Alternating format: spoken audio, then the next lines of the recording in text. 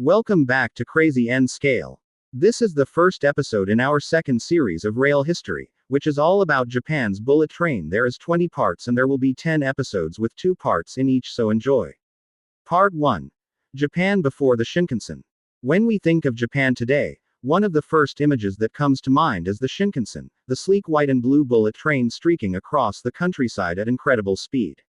But before this symbol of modern engineering existed, Japan's railway system looked very different. To truly understand why the Shinkansen became necessary, and why it was such a revolutionary leap, we need to look back to the early and mid-20th century, to the time before the bullet train era began. The birth of railways in Japan. Japan's railway history began in 1872, when the first line opened between Shimbashi in Tokyo and Yokohama. This was just a few years after the Meiji Restoration, a period when Japan was rapidly modernizing and adopting Western technologies.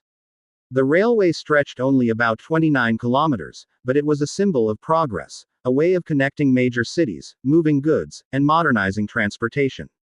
Over the next decades, Japan's rail network expanded quickly. By the 1900s, the government had taken control of many private lines and created the Japanese Government Railways, later reorganized into Japanese National Railways, JNR. Trains became the lifeblood of the country, carrying millions of passengers and tons of freight every year. Still, these trains were conventional, steam-powered at first, and then electric and diesel in some regions. They were dependable, but not particularly fast by modern standards. Travel between Tokyo and Osaka, the 2 largest cities in Japan, could take nearly 7 hours by train in the 1950s. The journey was long, tiring, and simply not efficient enough for a country that was beginning to change at an astonishing pace. Japan's geography and the need for speed. Japan's geography created a unique challenge. It's a long, narrow island nation, with most of its population concentrated in dense urban corridors along the coast. The Tokyo-Osaka corridor, in particular, was the busiest in the country. Millions of people lived and worked in this stretch, and it was also the economic heart of Japan. But the existing rail system struggled under the pressure. Trains ran on narrow-gauge tracks, only 1,067 millimeters wide, compared to the broader, standard gauge, used in much of Europe. These narrow tracks limited both speed and stability, making it difficult to run faster trains safely. By the 1950s, post-war Japan was rapidly rebuilding. Cities were modernizing, industries were booming, and people were moving more than ever before. The railway network, once a point of pride, was now starting to show its limits. Trains were overcrowded, travel times were slow, and airlines and buses were beginning to compete for passengers. Something had to change. The inspiration from abroad. Japan was not the only country looking for faster trains in the early 20th century. In Europe, high-speed rail experiments were already underway. Germany, in the 1930s, tested streamlined trains capable of reaching over 160 kilometers per hour.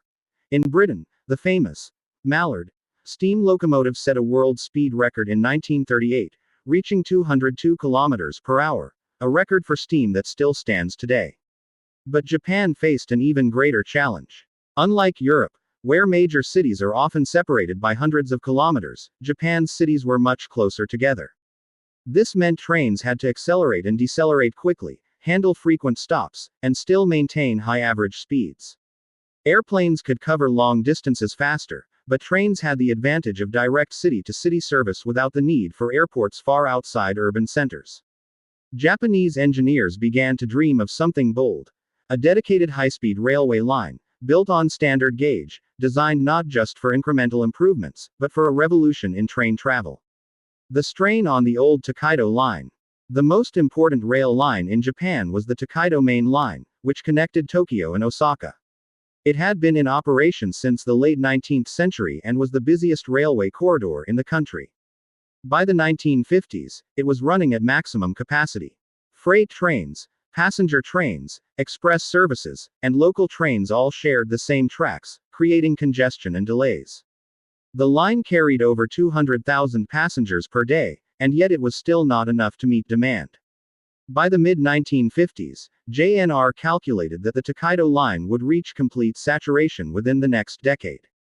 In other words, no matter how many trains were added, the line simply could not handle more traffic.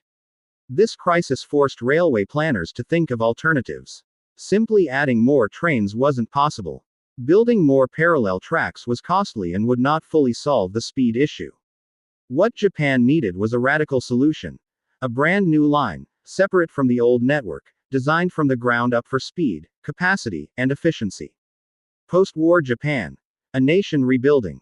It's important to remember that Japan in the 1950s was still recovering from the devastation of World War II. Cities had been destroyed, the economy had collapsed, and resources were scarce. Yet by the mid-1950s, Japan was entering a remarkable period of recovery. Factories were reopening, exports were rising, and optimism was spreading across the nation.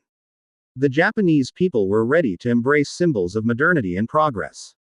A high-speed railway wasn't just about transportation, it was about national pride, technological leadership, and showing the world that Japan could rebuild stronger than ever.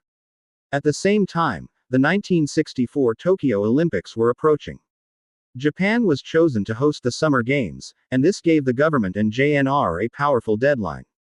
The Olympics would bring global attention, and Japan wanted to present itself as a modern, advanced nation.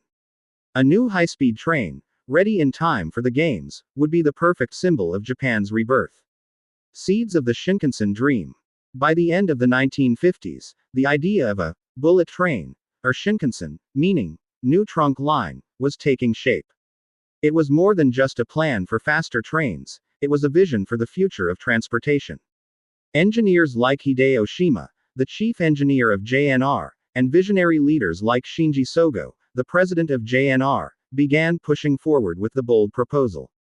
The idea was simple but radical. Build an entirely new standard gauge railway, designed exclusively for high-speed passenger trains, separate from the overcrowded conventional lines.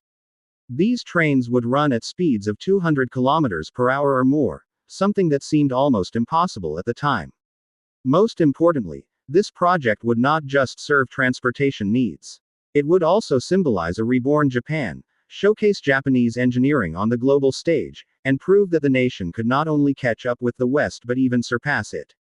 Conclusion. The stage is set. So, before the Shinkansen existed, Japan was a country standing at a crossroads. Its traditional rail system was reaching its breaking point. The Tokaido Corridor was bursting with demand. The economy was growing rapidly, and the world was watching as Japan prepared to host the 1964 Olympics. The solution would be daring, expensive, and risky. But the alternative, doing nothing, was unthinkable. Out of this moment of challenge came the vision of the Shinkansen, a train that would not only transform Japanese railways but would also change global transportation forever. And in the next part of this series, we'll meet the men and women who dared to dream of this new kind of train, the visionaries who turned the impossible into reality.